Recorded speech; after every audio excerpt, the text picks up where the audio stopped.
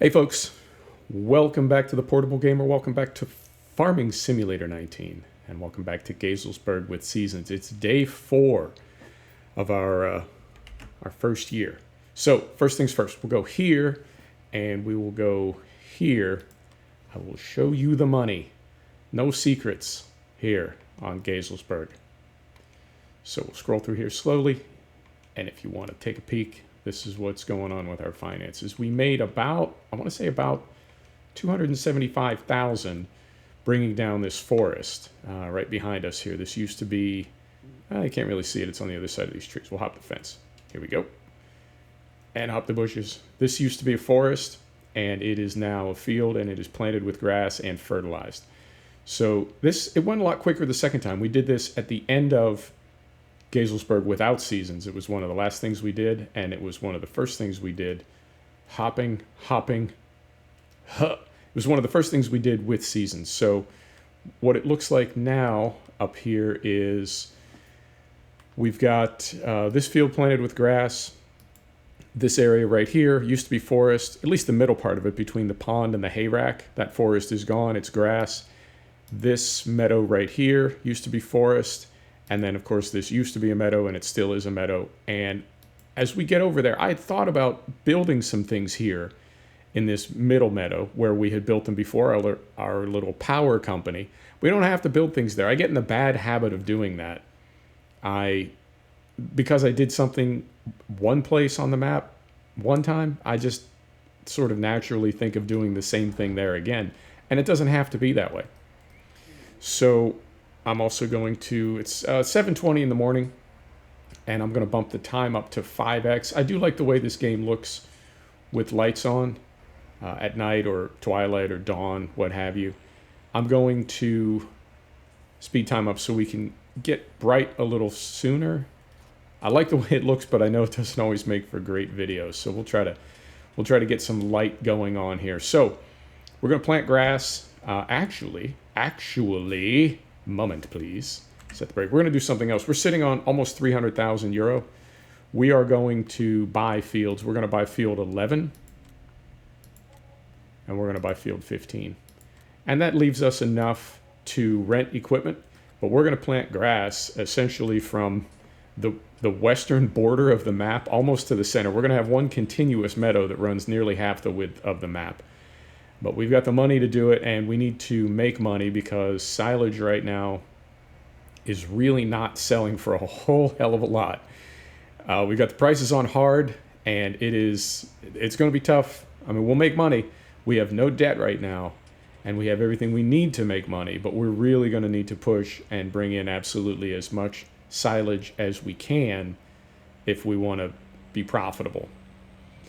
Now, it is going to go up, and the price of silage is going to go up, so what we can do is sit on those bales and wait for a good price, but you can't count on that. I mean, we can hope for it, but it's a forecast, it's a projection, it's not guaranteed. We can also wait for a good price, like a special price. So how do we want to do this? What I wanted to show you is how I am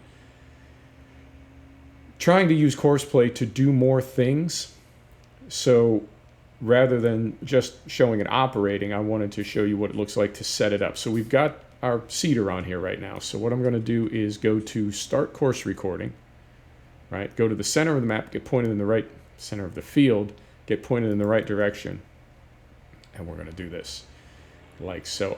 This thing holds so much seed that we may not need to refill, but it'll be available just the same in case we do. So we'll go out here on the road. And if you're familiar with this process, thanks for bearing with me, but in case you're not, or if you're wondering how this all works, let me try to show it to you. Now, where I have my seed pallets right now, we are going to need to back up, and that is always tricky with Courseplay. However, we're not articulated, and that makes it a whole lot easier. So let's see how we do. So we're going to go around here, and I am going kind of slow because I want to use the speed of our tractor from the recording rather than setting a speed, although we can always just set a speed as well. So we will drive right up to this pile of debris right here. We're going to stop. We're going to make this a backing up point. We're going to put it in reverse, and we're going to back right up to these pallets. Right here, like so. And we don't need to put any trigger points in. Right? We'll click course play to say we're going forward again. Nope, wrong one. We'll put it back in gear. And then we'll go this way. So the trigger points are they're for different functions. I use them when I'm trying to unload in a pit. You have to sort of set a front and a back point, but for just refilling, as far as I know, you don't need to use them, and I don't. So we'll see how this goes. So we'll go over here. And some of these courses, like this one that we're creating right now, because those pallets are eventually going to empty and disappear, a course like this will most likely get deleted at some point. It's only valid for where those pallets are now. But if you had a static refill point, like a tank or something, then you could keep this course and use it over and over. At least for this field. Right, so we'll go right here. And we're going to stop. We're going to set the brake. We're going to stop recording, and then we're going to call this course F5, right, for field 5, 3 meter seed refill, and save it. Okay, the brake is off. We're going to back up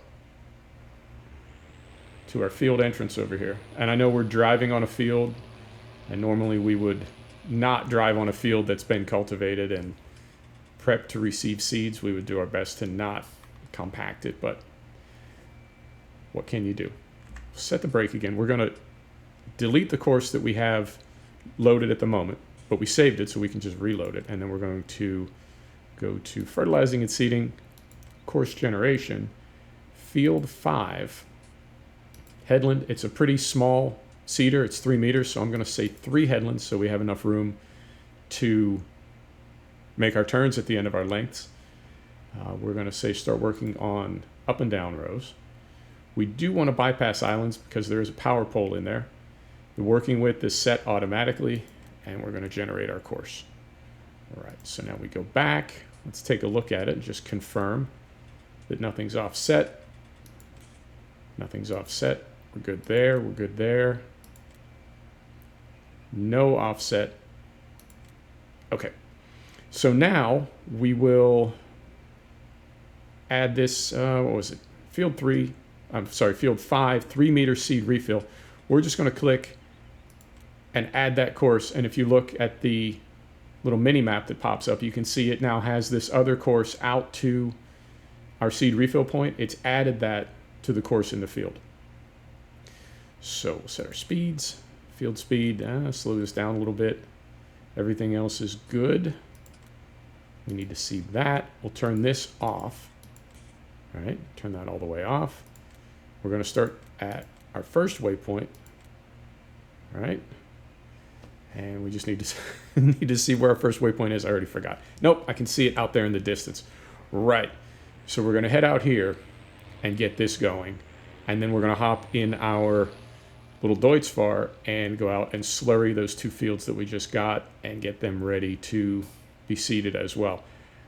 I don't know if we'll need to cultivate those as we did this one, because this field 5 that we're in right now, would not receive fertilizer. We had to, I think, maybe cultivate it, maybe not, I don't know. So we'll see if those will take fertilizer or if they will not. Ready. I'll turn this off. All right, go back here, drop course at first waypoint. Get to work. Activated. We're going to hop out. All right, and we see how we go. Looks okay so far, but we will monitor. Okay. All right. You know, I love this MB track. There are so many MB track mods, but this one in particular I like. The only problem that I have with it is the physics seem a little bit, you know, wonky. it tends to crab and fishtail quite a bit, even with something, I mean, as big as that seeder is, and as much seed as it holds 2,000 liters of seed, so it's kind of a monster. But this thing, we'll watch it roll here, and it does slip and slide all over the place. I wonder if that's the tractor or the seeder. And we got it on horsepower. I mean, this tractor is 205 horsepower, and the seeder only requires 140 horsepower. But I think it's just big, big and heavy. All right, seems to be doing okay. So let's go hop in our Deutz-Fahr and start spreading some slurry. And I'm going to create the same type of course play course for that middle field, which is field 11. Yeah, I'm going to do the same thing and just create a course back here to our slurry refill point, and then generate a course at the field, combine the two, and see how she goes. So we're going to hop in here, fire it up, zoom out a little bit. I suppose we could refill this right now, because it is going to be, you know what I mean? It's going to be starting after we build our course. So yeah, let's just do this. And I did spend some time off camera smoothing a little bit, so that big bump, which would be, as we're sitting in the tractor, it would be directly in front of us on the left side of the gravel. There was a big bump there. I went ahead and did some smoothing off camera. It looks a little bit better. I tried to, I don't know, blend the grass a little bit and blend the edges of the gravel. Try to make it look nice, like you do. Right, so we are full. Here we go.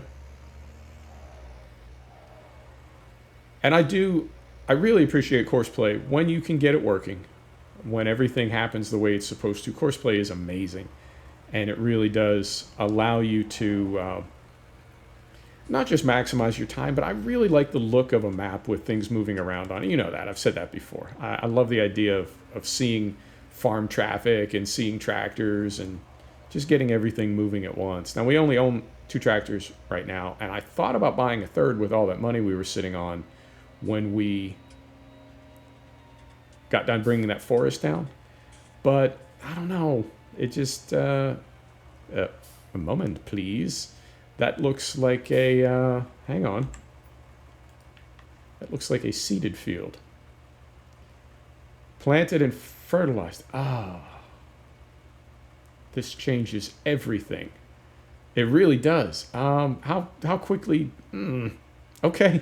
I mean, we just bought it. I didn't have anything in it just the other day. Now, what is this? Oh, okay. Light blue for cultivated. Light blue for critical. Okay. It says it's planted. What do you want to do? You just want to plow it under? Yeah, let's just do that. And I believe if we do... Oh, this game. It's always throwing curveballs at me. And then what's growing down here? Nothing? Potatoes? Yeah, potatoes. Okay, well, we're definitely plowing under the potatoes, because I don't mess with root crops. That's just not my jam. So let us head back to the yard. We'll drop this slurry sprayer, grab our little cultivator, and come back here. And I guess we'll start with start with the potatoes. Plow the potatoes under. Yeah, I mean, when I say it changes everything, we won't make that much money from one little field of arable crop. And we'll have to spend so much money to get it out of the ground. And we'll have a field of arable crop between our 2 fields of grass. Right? So we'll just be driving around it. And I think the best thing to do is just plow it under, or cultivate it under. But you know what I mean. We're not, I'll park this thing up. We're not going to make any money from it. What we would spend in leasing to get it out of the ground would probably exceed the cost of what we could sell it for. So we'd lose money on it. We'll make more money cultivating it under, and that's what we're going to do. Okay, well, that changes things a little bit. I wanted to spend the rest of the episode spraying slurry and showing you how to build course play courses, but, well, that's farm sim, It's always throwing you curveballs. but I kind of like that right. So we'll get this turned around. We'll try to get it turned around. Can we make our big turn here? Oh, barely. Barely. And then can we straighten it out? Barely. All right. All right, so we'll get this thing parked. Now that bigger Lemken cultivator that you see to the top of the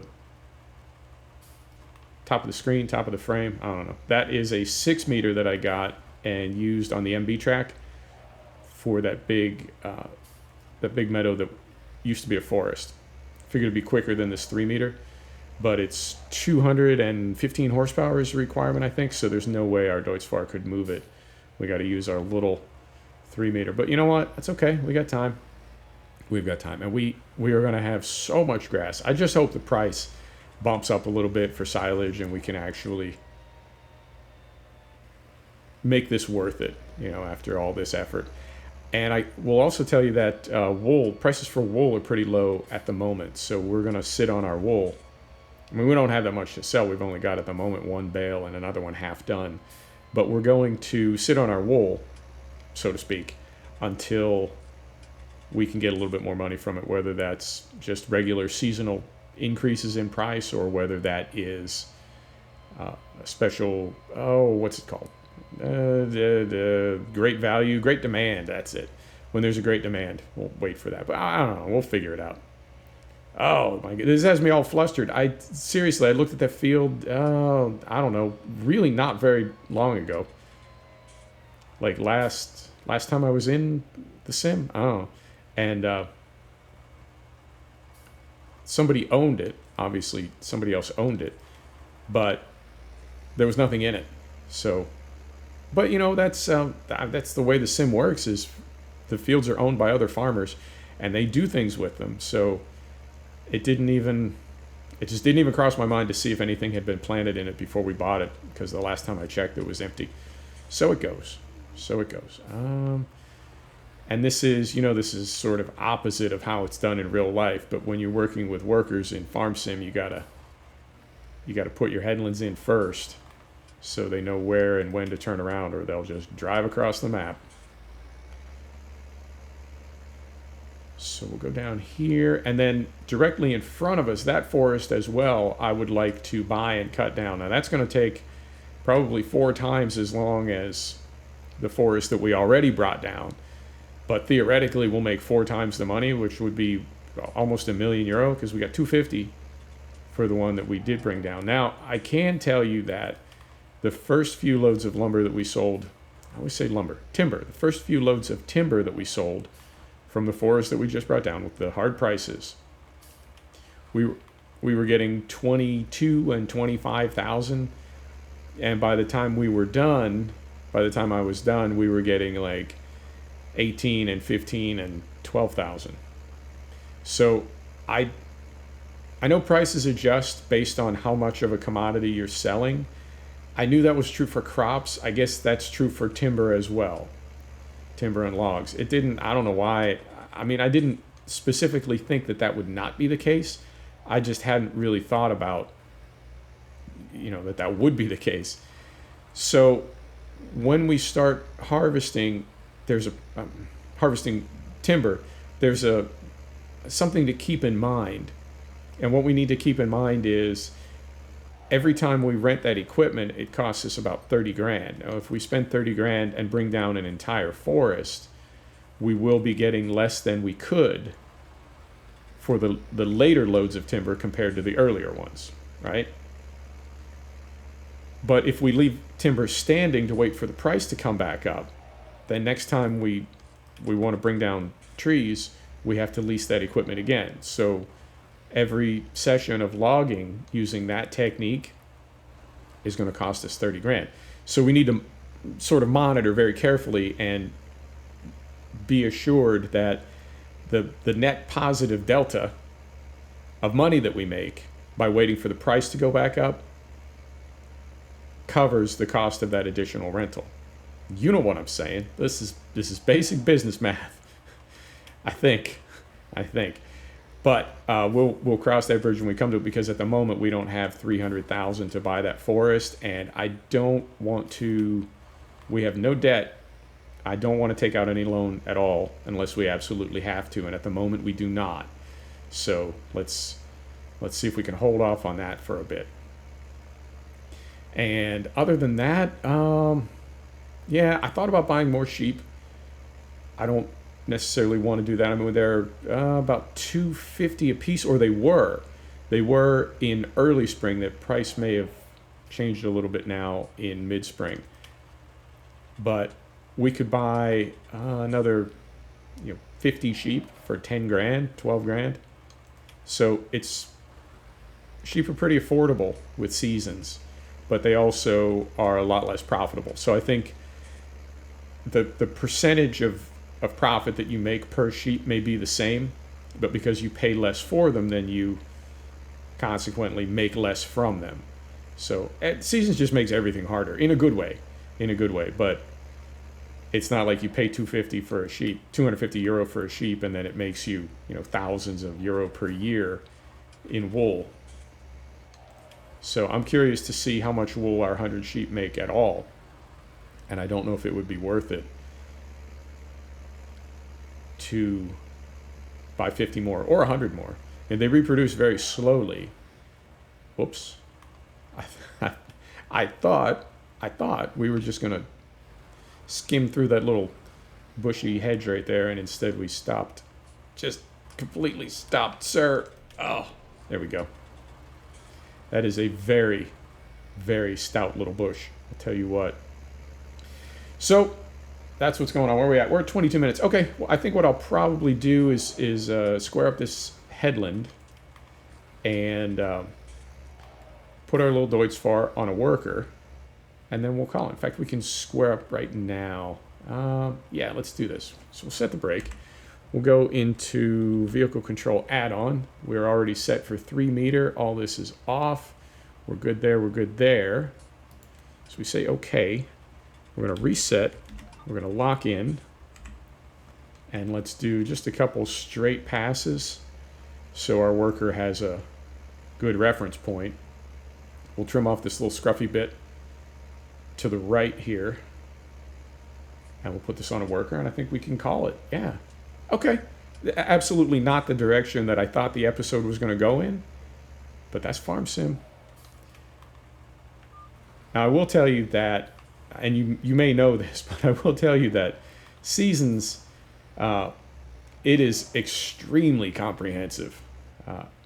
I love it, but it is, you got to pay attention. I mean, there's so many things happening with Seasons as far as animals and crop prices and weeds and moisture, everything. It's, we say we want the game realistic. We say we want the game to be more detailed, more, I don't know, something. And Seasons most definitely makes it exactly that. But then when it is, it can be, at least for me, not quite overwhelming. But I'm so used to almost slacking in Farm Sim because it is such a chill game, and it's almost hard to screw up in a way. You just kind of, do whatever, and then it all works out. But when you add Seasons, I mean, I would like to see Farm Sim adjusted in a way, and perhaps Seasons will make this possible, even as it stands today, without any further revision. Maybe Seasons already makes it possible to go bankrupt more easily. I am doing some championship seasons in various race sims, and there's a couple of them where you can get relegated from first driver to second driver. And if you keep screwing up, you get fired. You get bumped down to a lesser team, or you can get bumped from a works team to a privateer team. So there are consequences to not handling your business, and I would love to see that same sort of consequence in Farm Sim, where you get a little womp womp and you just got to start again. Your farm has been taken from you by the bank, son. You're done. And that sounds harsh, but I think having that sort of consequence lurking if you don't do what you need to do, I know for me it would certainly make me think more carefully about my decisions. Because like I said, I hope I don't play very slack, but I would sort of welcome the idea of being compelled to play even more realistically. And I realize, as I'm saying that, speaking of realistic, I realize as I'm saying that I'm just driving all over this field that we're cultivating, which you would not do in real life. I don't know how hard it is to bring compaction to the game. I've heard both. I've heard people say it's no more complex than essentially, the tire tracks that vehicles generate that the game already has built in, right? Essentially, you're just taking those tire tracks and causing them to reduce the yield of any area that has them, right? In the same way that crop destruction destroys the crop completely, well, compaction would simply say that if the field was in this state, a plowed state or a cultivated state or what have you, that your tire tracks, rather than destroying the crop completely as they do when you have crop destruction on, they would reduce the yield this percent or that percent based on what state the field was in when you drove across it. Does that make sense? I think it does. Everything makes sense in my head. It's just conveying it to you that's a little tricky. But I would love to see that because I do get, I don't want to say lazy. Maybe that's the right word. I do get a little bit lazy when it comes to things like compaction. But how do I want to say it? We're sort of efficient when it comes to the game. I don't want to be just completely abusing the mechanics of the code and doing whatever I want, but at the same time, there are certain things that it would be, for me anyway, just about impossible to do. I wouldn't even know how to do that. Right, so let's get rid of these marks. Go here, turn those off. Drive a few meters and they should click off. And they do. So we're going to back up. Go right here. And let's see what our hired worker wants to do.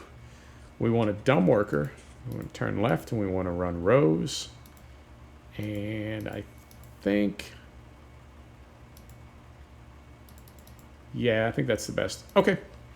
And then we're getting to work. There you go. Let's see how they go. Now I do want to take a look. Sometimes when you plow a field under or cultivate a field under, you get a FERT bonus. And looking at field 15, we get no FERT bonus. Okay, no problem. So now we're going to run across field 11 and see how our MB track is doing. Hopefully doing okay. And when we come back next episode, I guess we've got a bit more seeding to do.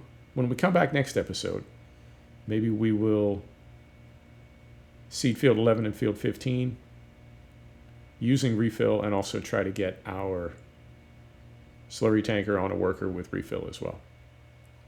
Let's see how, oh God, look at that thing just like crabbing and slipping and sliding all around. I don't know what it is. I don't know if it's the seeder or the tractor. But it certainly seems to be struggling. Wow, we still have 81% of our seed. Okay, so this thing is not going to need to refill anytime soon, if at all. I think that's as good a time as any to call it. Let's come over here and get rid of all this, and there's going to be our thumbnail. There you go, folks. Thanks for stopping back to check out The Portable Gamer. Thanks for joining us for another episode of Farming Simulator 19. This is the Geiselsberg... 29 minutes and I screwed it up at the end. This is the Geiselsberg map with seasons. We'll see you next time. Take care now.